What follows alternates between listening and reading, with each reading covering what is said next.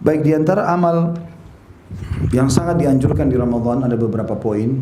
Yang pertama itu puasa sendiri.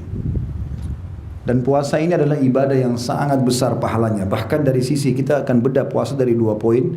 Sisi spiritualnya, dari nilai keimanan dan pahalanya, dan sisi kesehatannya. Kalau sisi spiritual dan keimanannya, dia adalah amal ibadah yang paling besar pahalanya. Nggak ada yang menyamai puasa. Mau sholat, mau haji, mau jihad, semua di bawah nilai puasa dari sisi kuantitasnya. Beranjak daripada hadis Bukhari Muslim yang kata Nabi SAW, Allah berfirman, yaqulullahu ta'ala, kullu amal ibn Adam lahu al-hasanatu bi asyri amthaliha ila 700 di'fin ila adhafin katsir ila 700 di'f. Semua amal ibadahnya anak Adam sudah ditentukan kadarnya, atau makna lainnya sudah kembali pada dirinya sendiri. Langsung Allah kasih nilai. Kata Nabi SAW, Allah berfirman, satu pahala bisa jadi 10 kali lipat, bahkan 700 kali lipat. Tergantung kadar keikhlasan. Kita sama-sama sholat di saf pertama, ada yang dapat cuma 10 pahala, ada yang 100 pahala, ada yang 1000 pahala, ada yang 700 pahala. Tergantung kadar keikhlasan, benarnya wudunya, benarnya syarat-syarat dan rukun sholatnya, khusyuknya, semua itu masuk. Ayat-ayat yang dia baca. Kemudian, kecuali puasa. Kata Nabi SAW, illa siyam atau illa saum, fa innahu li wa ani ajzibihi. Allah mengatakan kecuali puasa, hadis qudsi ini, karena dia milikku dan aku akan balas langsung. Taraka syahwatahu wa ta'amahu wa syarabahu min ajli. Dia meninggalkan syahwatnya, makanannya, minumannya karena aku, kata Allah. Jadi karena itu secara kuantitas nilainya lebih besar daripada 700 kali lipat. Lis-shaimi farhatan. Kata Allah SWT, dan orang puasa aku kasih dua kegembiraan. Farhatun inda fitri, gembira pada saat dia berbuka puasa, wa farhatun inda liqa'i rabbih, dan kegembiraan pada saat dia bertemu dengan Tuhannya. Jadi kalau ada saat buka puasa haus dan laparnya hilang, dia gembira. Kemudian pada saat bertemu dengan Tuhannya kena diberikan balasan surga, ya.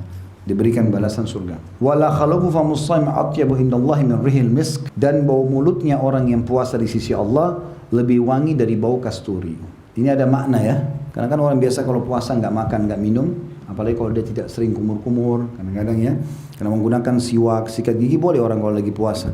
Jadi kalau orang tidak lakukan biasanya mulutnya ada bau, ya. Maka bau ini di sisi Allah dinilai lebih wangi dari bau kasturi. Ini di sisi Allah, bukan di sisi manusia. Jadi antum jangan sengaja panggil teman, nih mulut saya lebih wangi dari kasturi, tiup, pingsanlah orang itu. Ya. Maka ini keutamaan puasa. Dalam hadis riwayat Bukhari Muslim, kata Nabi SAW, man sama yawman fi sabilillah zahzahallahu wajhi anin nari sab'ina kharifa. Siapa yang buat puasa karena Allah sehari saja, karena Allah, maka Allah akan selamatkan wajahnya dari api neraka, jaraknya 70 tahun. Ya. Juga kata Nabi SAW, as-sawmu junnah, kajunnati ahadikum minal qital. Puasa itu jadi perisai dari api neraka sebagaimana perisai seseorang dari kalian pada saat di kancah peperangan. Ya. Fa idza kana yawmu shaumi ahadikum, kalau kalian sedang berpuasa, fala yarfuth, supaya bisa jadi perisai dari api neraka, jangan pernah rafath. Rafath itu mengucapin kalimat syahwat kepada bukan pasangan halal, ya. Sayang, rindu, cinta, apalah bahasa-bahasa ini yang untuk suami istri jangan dipakai untuk yang lain. Wala yafsuq, jangan dia berbuat kejahatan. Wala yajhal, jangan buat-buat kebodohan, buang-buang waktu. Maka ini semua dia. Fa in sabbahu ahad, kalau ada yang mengajak dia bertengkar, falyakul inni mru'un shaim, katakan aku seseorang yang sedang ikut program puasa, enggak mau bertengkar. Gitu. Jadi ini perintah puasa. Bersabar, jalani insyaallah, dan nikmati. Nikmati itu hausnya, nikmati laparnya, sebagai sebuah pengorbanan buat Allah.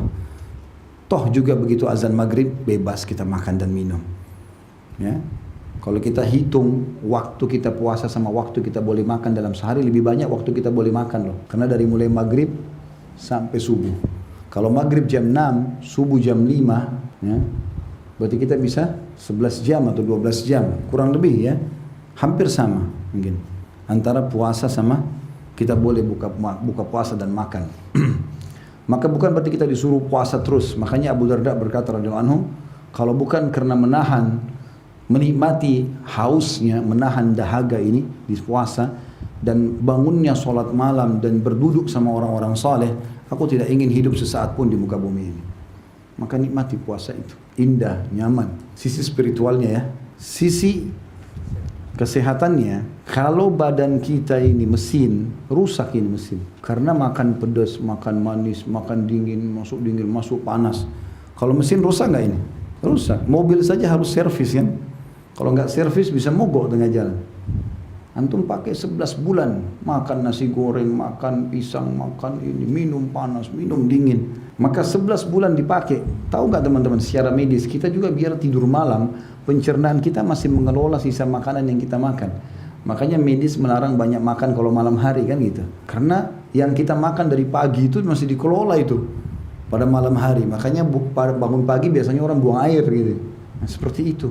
Nah, puasa datang untuk mengistirahatkan, servis. 11 bulan kau pakai badanmu nih, 11 bulan seperti kalau mobil kau pakai, sekarang masukin bengkel, servis. Jangan makan, jangan minum. Makanya kita kalau sudah seminggu puasa, 2 minggu puasa, perut kita sudah terbiasa itu. Kadang-kadang buka puasa dengan berapa butir kurma, minum 1 gelas sirup, sholat maghrib, udah biasa. Kadang-kadang mau makan males ya. Ada orang makan nanti habis tarawih. Makanya teman-teman ambil pelajaran dari sisi kesehatan. Ramadan itu ada ilmunya di situ, ada hubungannya dengan masalah kesehatan. Ada satu orang kaya di Saudi, dia ini 10 tahun tidak puasa Ramadan, 10 tahun. Orang kaya. Bagaimana caranya supaya orang tidak soroti dia? Karena dia orang kaya di Saudi. Dia setiap kali mau tiba Ramadan kayak kita begini akhir Syaban, dia ajak istri sama anak-anaknya berangkat ke Eropa liburan supaya ada uzur musafir. Dia pulang setelah Idul Fitri. Jadi nggak ada puasa. Orang juga tidak banyak tanya dia, mungkin orang pikir dia puasa di sana, padahal sebenarnya tidak. Dan dia pergi ke negara Eropa, karena negara kafir mungkin sedikit orang Islam, gitu. Setelah 10 tahun, Allah uji dia dengan penyakit. Ini kisah nyata. Allah uji dia dengan penyakit, kena sakit di perutnya, setiap datang kejang-kejang, kesakitan. Dia nggak bisa obati. Dia pakailah harta dia yang ada, datangi semua dokter spesialis penyakit dalam. Seluruh dunia didatangi sama dia. Karena orang kaya. Berobat sana, berobat sini. Dokter-dokternya tidak ada yang temui penyakitnya. Subhanallah, sampai hampir setahun dia berobat. Di tahun ke-11 ya, 10 tahun dia tidak puasa Ramadan. Di tahun ke-11 ini hampir 1 tahun dia berobat sana sini gak sembuh-sembuh. Kalau datang teriak-teriak kesakitan. Terakhir itu, hampir sebelum Ramadan, bulan Sya'ban begini, dia rupanya dengar ada satu dokter spesialis, orang Katolik di Jerman. Ada sedikit saya mau tambahkan kisah di sini. Katolik ini sudah lama dikenal mau masuk Islam, tapi dia lagi tunggu berita besar nih. Apa ini kira-kira mendongkrak dia untuk syahadat? Dia udah pelajari Al-Quran, di lacinya bahkan ada Al-Quran dalam bahasa Jerman. Intinya pada saat itu dia pergi berobat sama dokter itu. Dokter ini periksa, nggak ada penyakitnya ini. Cek secara medis nggak ada, dengan alat tercanggih pun nggak ada. Lalu dokternya tanya, mana dokter-dokter yang pernah kau datangin sama resep-resep obatnya? Dilihatin semua ini nama profesor-profesor dunia yang terkenal. Teman-teman sejawatnya dokter ini tahu semua ini, dokter-dokter ahli di bidangnya. Obat-obat semua ya, obat-obat penyakit perut, vitamin, semuanya ada, dan itu yang termahal semuanya. Maka dokternya bilang begini, kamu agama apa? Dia bilang, saya Muslim. Kata orang itu, ini sebabnya dia taubat ya, dari dokter Katolik ini. Dokternya bilang, setahu saya kamu kan dalam agama Islam ada puasa Ramadan, puasa. Dia rupanya sudah pelajari Islam orang ini kan gitu. Dan itu puasa sebulan kan. Saya sarankan kamu tinggalkan semua resep-resep kamu ini. Sebentar lagi bulan puasa ini kau puasa. Dokter ini gak tahu kalau dia 10 tahun tidak pernah puasa ini. Karena dia sudah kepepet, semua dokter sudah angkat tangan. Dia tiba-tiba tersentuh, ya kenapa saya gak coba terapi puasa. Dia pulang, semenjak dia niat puasa dan taubat, penyakitnya hilang. Sebulan penuh gak pernah kambuh penyakitnya. Dan gara-gara itu dia bertobat. Setelah lebaran, dia lihat tidak ada lagi penyakitnya datang, dia pergi ke dokter itu, dia mengucapkan terima kasih. Dia bilang, dokter, Anda sudah menyadarkan saya kepada agama saya ucapkan terima kasih. Saya sebenarnya tidak pernah puasa selama 10 tahun. Setelah saya puasa ini saya sembuh. Dokternya keluarkan Quran terjemahan bahasa Jerman dari laci. Saya udah lama mau masuk Islam. Gara-gara ini saya masuk Islam. Syahadat gara-gara itu. Dari manfaatnya buat kesehatan besar. Makanya kita kalau habis Idul Fitri, biasa makan hari pertama Idul Fitri, makan baru 1 rumah, 2 rumah sudah kenyang.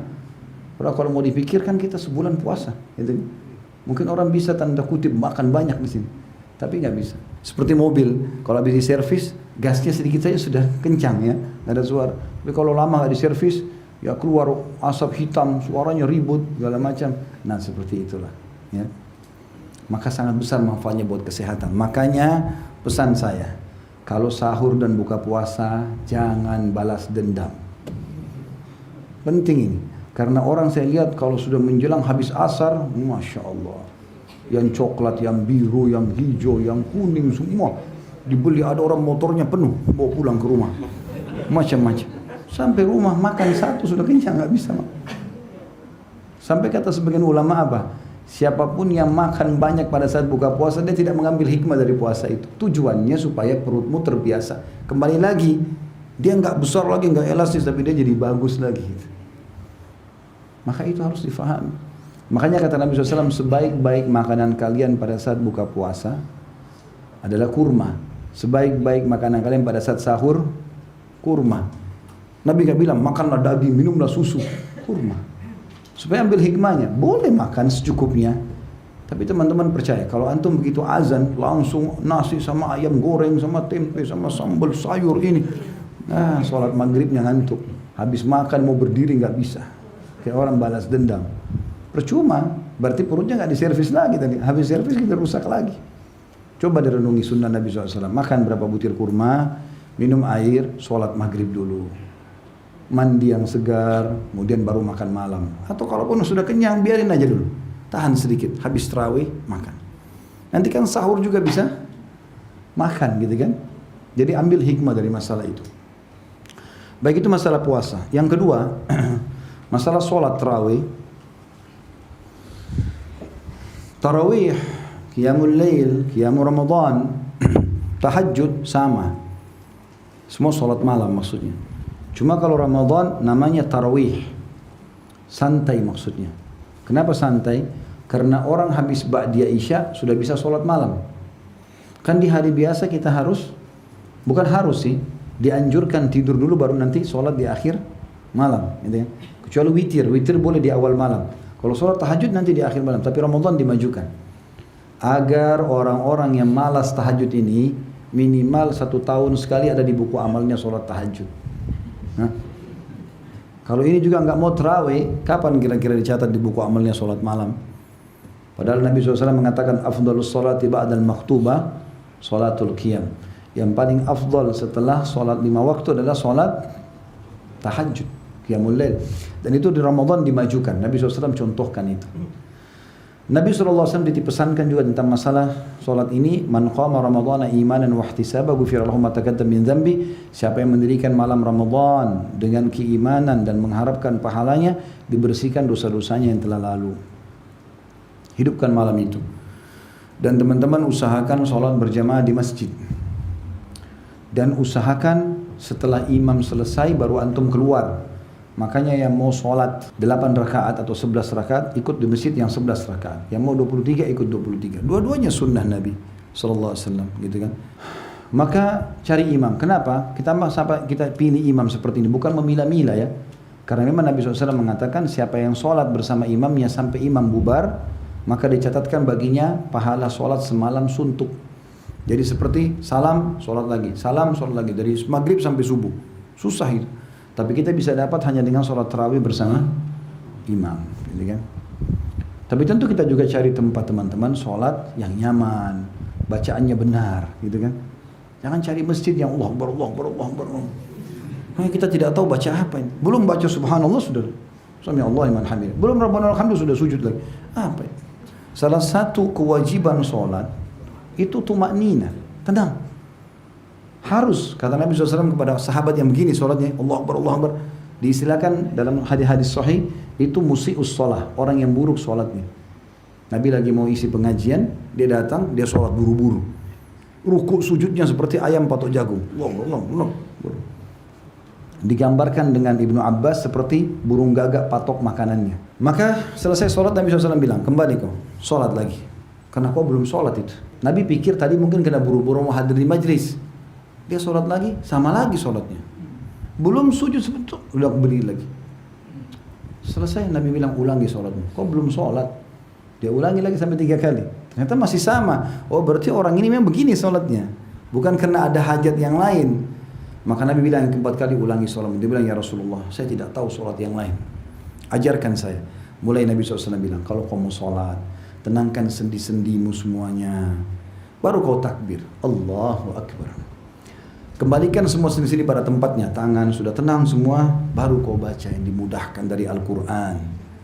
Kemudian rukuklah, biarkan sendi-sendi tenang dulu semua, baru kau baca memuji Allah. Karena subhana rabbiyal azim, satu, subhana rabbiyal azim, dua. Itu yang paling pendek ya, subhana rabbiyal azim. Ada banyak bacaan-bacaan, ada 6 macam bacaan dalam rukuk. Baru kau bangun. Kalau kau bangun i'tidal, tenangkan sendi-sendimu semua, baru baca Sami Allahu liman hamidah, Rabbana walakal hamd, mil'us samawati wa mil'ul ardi wa mil'u ma syi'ta min syai'in ba'd. Ada banyak lanjutan doanya sebenarnya. Yang jelas kita misalnya baca itu baru sujud. Kata Nabi SAW, tenangkan seluruh sendi baru baca doa sujud. Begitu terus sampai salam. Maka tumaknina ini kewajiban sholat. Bisa ditolak sholatnya karena terbukti Nabi suruh ulangi orang itu. Kalau sholatnya sudah diijabah, walaupun pahalanya sedikit, tak perlu disuruh ulang kan gitu. Tapi ini disuruh ulang karena memang tidak diijabah sama Allah SWT. Maka tenang, ikut sholat berjamaah, ya. Biasakan itu. Kecuali darurat sekali, boleh antum kerjakan di rumah.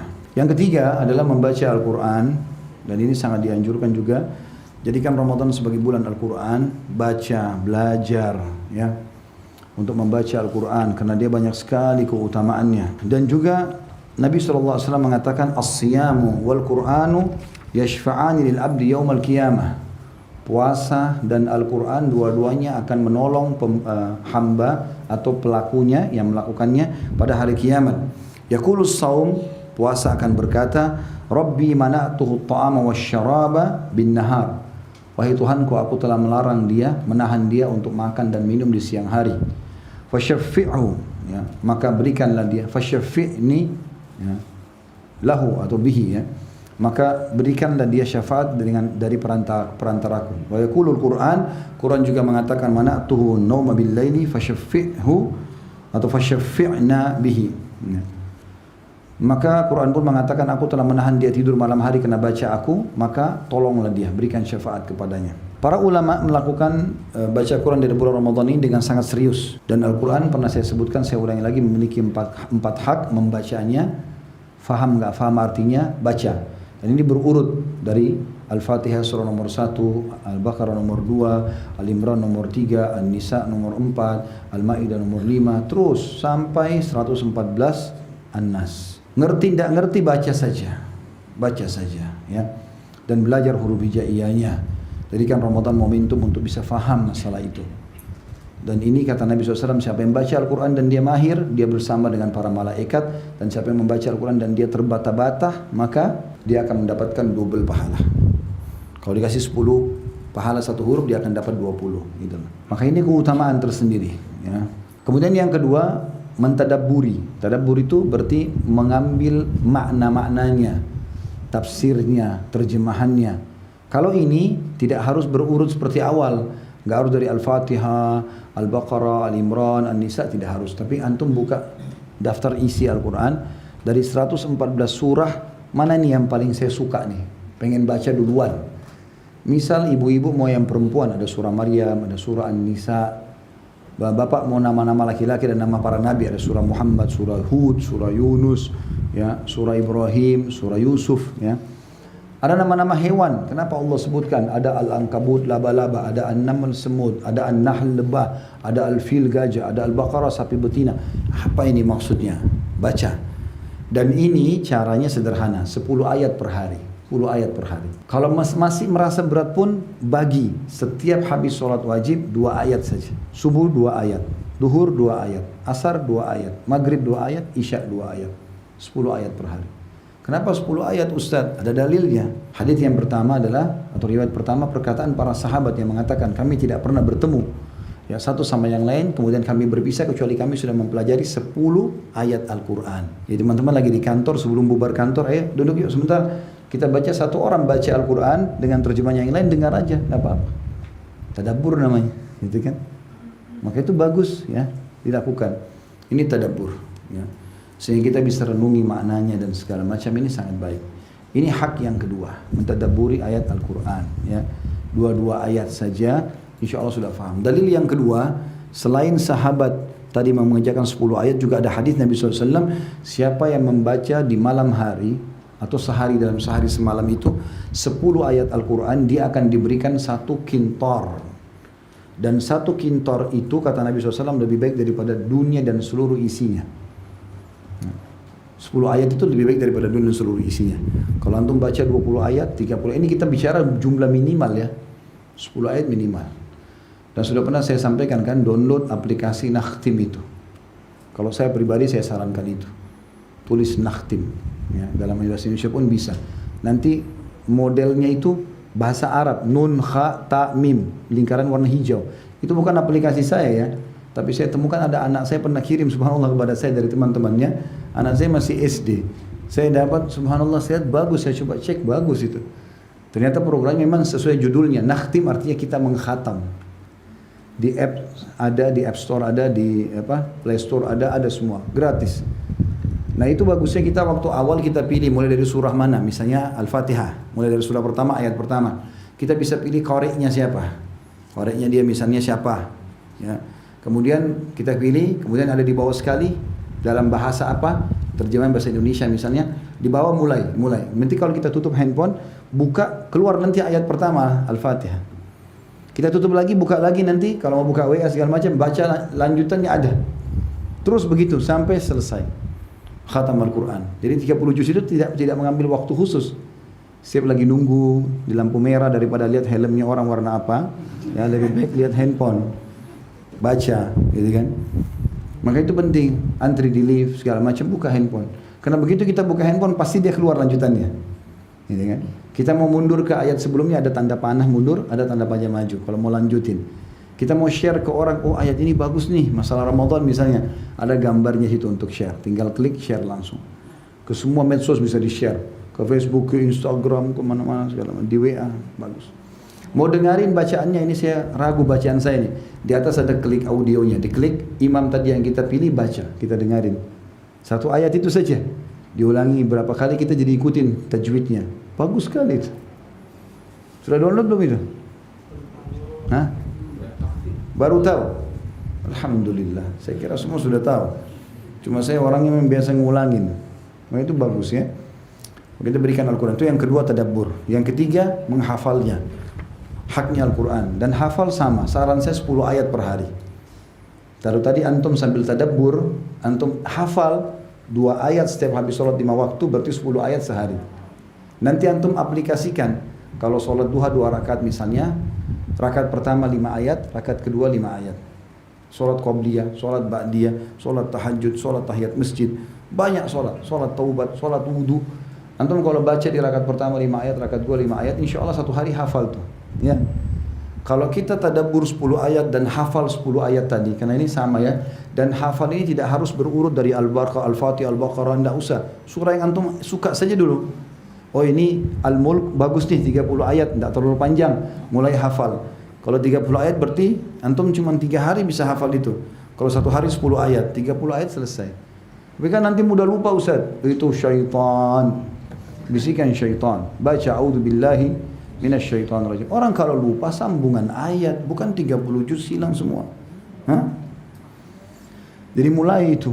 Ya, insya Allah Al-Quran itu ada 6.000 sekian ayat. Kalau antum hafal dan tadabbur 10 ayat per hari, kali 1 bulan berarti 300 ayat, kali 1 tahun kali 12 berarti 3.600 ayat, 21 bulan hafal 30 juz. Insya Allah. Yang keempat, mengamalkan isinya. Itu hak Al-Quran. Dan Ramadan adalah bulan Al-Quran. Allah mengatakan dalam Al-Quran, A'udzubillahi minasyaitonir rajim, syahrul Ramadan alladzi unzila fihil Qur'an. Bulan Ramadan yang kami turunkan Al-Quran di dalamnya. Kata para ulama adalah bulan saatnya membaca Al-Quran. Imam Syafi'i rahimahullah mengkhatam di setiap Ramadan, di Ramadan di setiap hari 2 kali. Jadi 1 bulan 60 kali mengkhatam. Utsman bin Affan mengkhatam 30 juz di rakaat terakhir witir. Yang biasa antum baca qul huwallahu ahad. Ya. Maka itu Al-Quran di bulan Ramadan. Yang keempat sedekah. Sedekah di bulan Ramadan pahalanya sangat besar sekali. Ya. Lebih daripada yang lainnya. Karena kata Nabi SAW, afdalu sadaqatu fi Ramadan. Sedekah yang paling afdal dikeluarkan di bulan Ramadan. Dan banyak yang bisa dilakukan. Sedekah baju, sedekah makanan, pokok, ya, sedekah buku, sedekah apa saja. Tapi yang paling mudah dan paling bagus adalah membuka puasakan orang. Buka puasakan orang. Saya lihat hampir setiap tahun saya di Jakarta ini, kadang-kadang kalau ada taklim sampai menjelang asar begini, Biasanya pulang, kadang-kadang macet, menjelang maghrib sampai pasti macet banyak orang. Karena masih banyak orang kerja kan. Banyak orang susah buka puasanya. Ada yang menjual, kadang-kadang ada yang tidak menjual. Kesempatan antum itu. Taruh di motor beberapa gelas air mineral, harganya cuma 500 rupiah, 1000 rupiah satu. Taruh 10, kalau bisa beli satu dus isi 48, harga 30 ribu. Taruh, begitu azan, menjelang azan buka motornya bagi-bagiin ke orang di pinggir jalan. Beli kurma, satu dus. Ya. Satu dus itu ada yang 10 kilo, ada yang dari 200-300 ribu sampai 600 ribu. Kurma-kurmanya. Kalau mau lebih sedikit pahala lagi, kantongin 2 butir 3 butir kurma di plastik kecil, bawa taruh di kendaraan, menjelang azan bagi-bagiin orang. Itu pahalanya besar. Jadi kalau kita beli satu dus air mineral, isinya 48, 30 ribu rupiah modalnya. Itu paling mahal. Ada satu dus cuma 20 ribu. Ya. Isi 48, anggap 50. Kalau kita kasih ke masjid dekat rumah, bagiin orang di jalan, habisin 50, berarti hari itu kita punya 51 pahala puasa. 50 orang yang kita buka puasa kan satu kitanya. Itu 51 buka puasa. Kalau dari 50 orang itu, satu saja ahli ibadah, kerjanya ngaji segala, kita panen semua pahalanya dengan sedekah segelas air. Karena pernah waktu Nabi SAW mengatakan, siapa yang buka puasain orang, dia akan dapat pahala seperti orang yang dibuka puasakan tanpa dikurangi sedikit pun dari pahala orang yang puasa itu. Kalau misalnya dia dapat 100, karena baca Quran segala macam, kita karena kasih dia minuman, kita dapat 100 pahala itu. Seperti itulah. Maka ini kesempatan emas. Yang paling afdal kurma dan air putih. Kalau bisa yang lain bagus. Makanya Nabi SAW pernah ditanya oleh sahabat, ya Rasulullah, tidak semua orang bisa buka puasain orang. Karena sahabat ini tangkapnya makanan lengkap. Ya kita nasi campur misalnya gitu kan, lengkap. Kata Nabi SAW, Allah akan memberikan pahala ini kepada semua orang yang membuka puasakan orang walaupun hanya susu yang dicampur air. Kan biasa susu itu kalau dicampur air rasanya jadi berubah, cuma warna saja kan. Tapi kalau dia miskin, dia nggak punya kecuali itu, tetap dapat pahala. Atau sebutir kurma atau seteguk air. Dan siapa yang memberikan minum kepada orang puasa, berbuka puasa, seteguk saja maka dia akan diberikan oleh Allah seteguk juga dari telagaku, haudku di hari kiamat. Dan siapa yang minum seteguk dari haudku tidak akan haus selamanya sampai dia masuk ke dalam surga. Jadi itu kesempatan, buka puasain orang, ya. Blok tuh masjid-masjid dekat rumah, gitu kan. Buka puasakan orang, itu bagus sekali. Selanjutnya yang keberapa? Hah? Yang kelima, i'tikaf, mengikat diri di masjid. I'tikaf ini teman-teman di 10 terakhir Ramadan dianjurkan sekali untuk mengikat diri di masjid, terutama kaum laki-laki. Bagi perempuan hukumnya sunnah dan ada syarat. Itu laki-laki juga sunnah ya, tapi sunnah muakkadah bagi laki-laki. Perempuan itu sunnah secara umum. Tapi ada syarat. Kalau dia belum menikah, izin sama walinya dan bukan di luar kota, ya. Ada walinya, ayahnya. Kalau dia sudah menikah sama suaminya.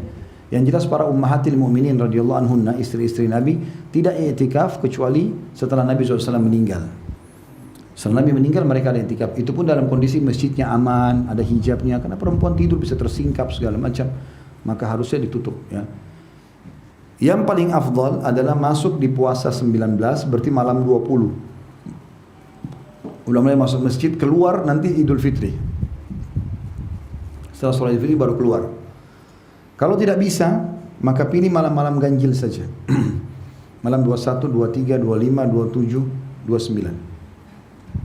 Saya kerja, Ustaz masih kerja di Jakarta. Baik, cari salah satu dari malam-malam ganjil itu, yang pas libur, pas kena Sabtu Ahad. Ada istri, ada anak, bawa ke masjid besar, di mana dari mulai habis maghrib, habis buka puasa, atau buka puasa di jalan, udah siap-siap sebelumnya, sholat, maghrib, isya, tarawih, ada kalau qiyamul lail sampai subuh. Habis selesai subuh mau keluar dari masjid silakan. Yang penting sudah habiskan malamnya di masjid, i'tikaf di situ. Nah, maka itu sangat bagus. Itu sangat baik. I'tikaf ini. Dan tentu ada syarat-syarat i'tikaf segala macam ya, dianjurkan untuk tidak keluar ya. Kemudian tidak boleh kalau laki-laki dia punya istri dia pulang, kemudian dia jima berhubungan biologis, karena itu membatalkan i'tikaf. Tapi kalau istrinya datang mengunjungi dia seperti kasus Sofia radhiyallahu anha, istri Nabi SAW, ummahatil mu'minin, ummul mu'minin, pernah ziarah kepada Nabi SAW lagi i'tikaf, Nabi antar pulang, itu boleh keluar, termasuk darurat lah, gitu kan. Tapi dia harus segera kembali lagi. Kemudian tidak melakukan hal sia-sia, misalnya tidur aja. Antar orang i'tikaf tidur dari pagi, nanti mau maghrib baru bangun. Ya. Cuma bangun sholat tidur lagi. Enggak, dia beraktivitas ngaji, apalah. Memang khusus mengikat diri di situ. Salah satu ciri para nabi-nabi, mereka selalu meluangkan waktu untuk ibadah kepada Allah. Nah, di antaranya i'tikaf itu. Baik, jadi walaupun cuma sehari, ya, minimal sehari di 10 terakhir Ramadan itu ya. Kemudian yang keenam, selain i'tikaf adalah umrah, ya. Umrah di bulan Ramadan. Karena Nabi SAW mengatakan umrah di Ramadan ta'dil hujjatan ma'i. Umrah di bulan Ramadan sama dengan haji bersamaku. Jadi kalau teman-teman hanya bisa umrah sekali seumur hidup, jadikan di Ramadan.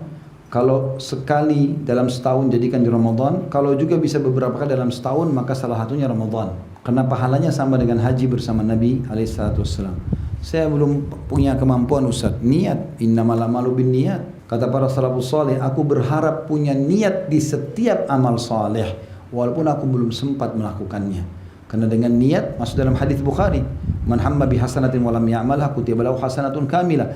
Siapa yang niat mengerjakan satu kebaikan dan dia belum melakukannya, maka dicatatkan baginya satu pahala lengkap.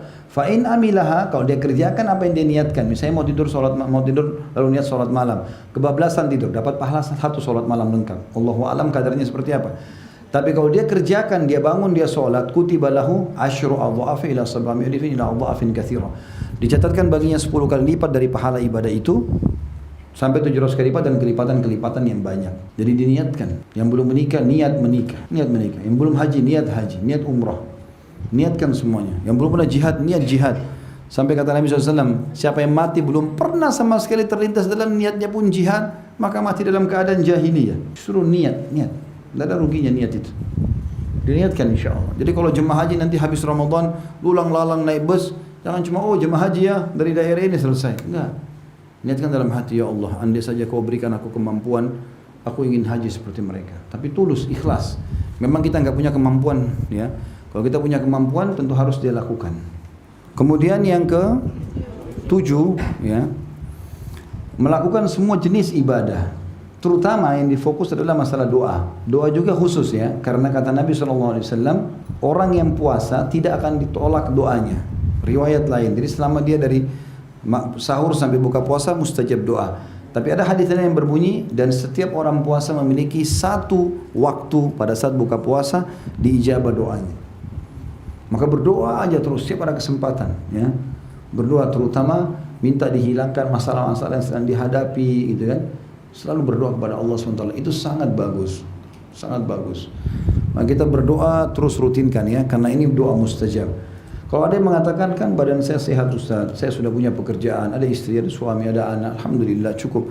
Mungkin saya masih butuh doa enggak? Butuh. Karena dalam doa itu yang paling afdal adalah meminta agar Allah menambah nikmat atau mempertahankan nikmat, daripada nanti sudah ada masalah baru minta jalan keluar. Jadi misalnya kita lagi sehat nih, yang paling afdal yang Allah cintai adalah kita mengatakan, ya Allah pertahankan kesehatan saya. Itu lebih Allah cintai daripada kita sudah sakit minta disembuhkan.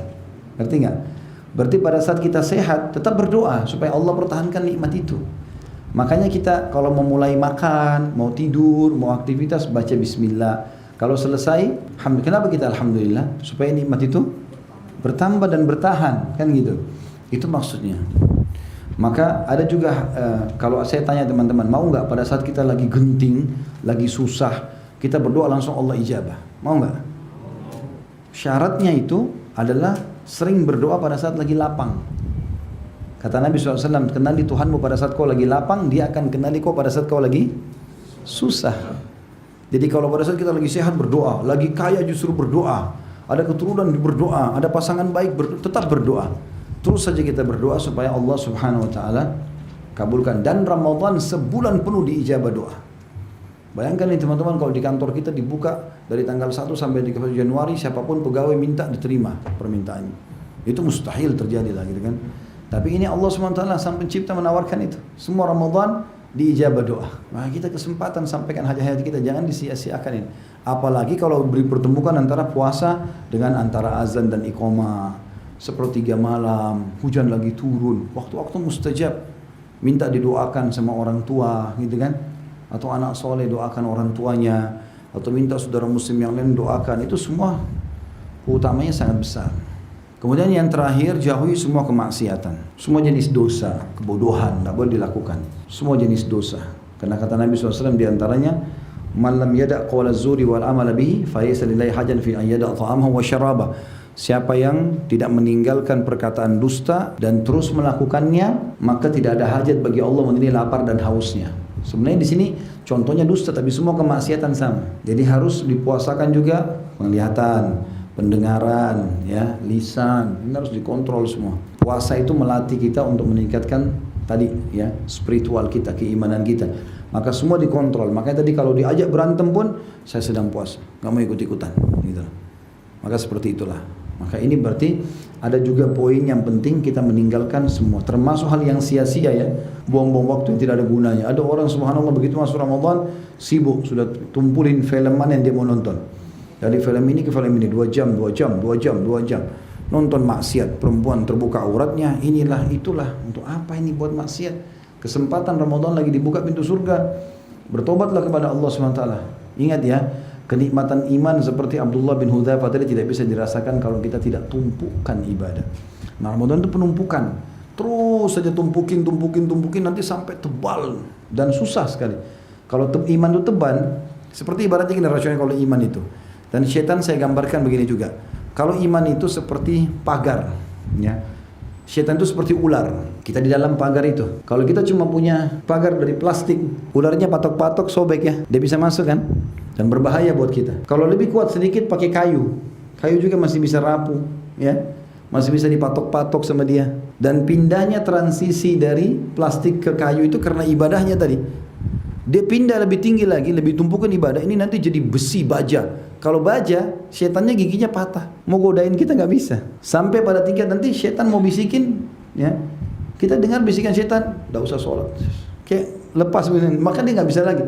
Bahkan sebagian ulama mengatakan hadis tentang Umar bin Khattab, kalau setan lihat dia lari ke lembah lain, karena Umar begitu. Dari bangun tidur sampai tidur ibadah aja terus. Sampai Umar bin Khattab itu taruh di sebelah ranjangnya ember air. Dia tidur sampai tangannya begini. Kesentuh air bangun, sudah sholat malam sampai pagi. Allahu a'lam berapa menit saja dia tidur. Udah begitu sibuk dengan ibadah. Sampai waktu meninggal Umar bin Khattab, lalu ada satu sahabat nikahi istrinya Umar, padahal sudah tua sekali. Tahu ditanya, kenapa kau nikahi istrinya Umar? Sudah tua, masih banyak wanita yang lain gitu. Dia bilang, karena saya ingin tahu rahasia ibadahnya Umar.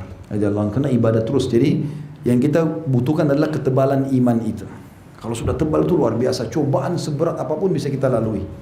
Tapi kalau antum ibadah, dosa juga. Ibadah, dosa. Jadi tidak pernah tebal imannya, jadi kayak dikikis sama itu. Sama dosa itu dikikis, ya. Karena ini bisa saling menghabis. Pahala bisa membersihkan dosa, dosa juga bisa menghabiskan pahala. Ya. Seperti sabda Nabi SAW, hati-hati kalian dengan dengki, karena dia bisa membakar pahala seperti api membakar kayu bakar. Jadi ada dosa yang bisa membakar pahala, gitu kan? Itu juga dengan pahala, kalau sering dibuat dia bisa membersihkan dosa. Allah mengatakan dalam Al-Quran, "A'udzubillahi minasyaitonirrajim, innal hasanati yudhibnas sayyi'at." Semua perbuatan baik bisa menghilangkan dosa-dosa, gitu ya. Allahu a'lam. Subhanakallahumma bihamdika, asyhadu an la ilaha illa anta astaghfiruka wa atubu ilaik. Wassalamualaikum warahmatullahi wabarakatuh.